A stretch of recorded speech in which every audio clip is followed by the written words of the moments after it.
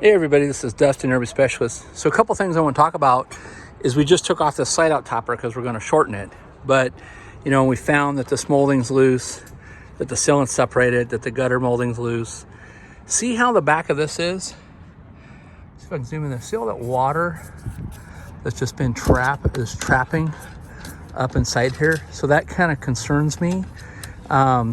It's just collecting all the way down. So they did put putty tape on it. You can see where it's all bled out underneath the back.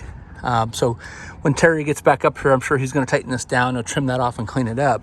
But I want you to keep close eye on like the sealants on top of this rail. So if there was no side out topper on here, and if this flange was crushed up against this wall, this would now create a water dam just like that is up there.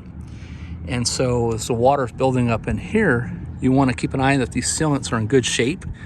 So like we can, you know, these need to be added a little bit, at least right here, maybe further down.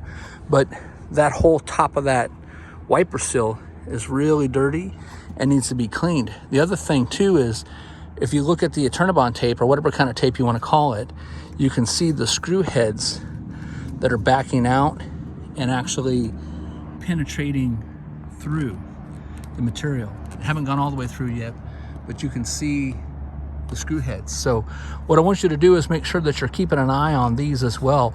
If these puncture through, obviously if it's worn through from the wiper still rubbing on it, you know, it's the sweeper sweeping it, you now don't have anything to block the water from getting in there, and it's going to go into the roof, or down through the wall, or clear down through the floor and damage it. So when we repair these, we usually take a wider tape and we'll put up here on the side and come down and go past it. And then sometimes we'll even seam it too as well. So keep an eye again, you know, make sure all the screws aren't loose. Make sure all your Swintex screws aren't loose.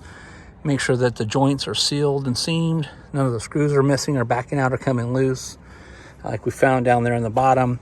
So anyways, stay tuned for more, and we will try to share what we can with you. Thanks so much for watching.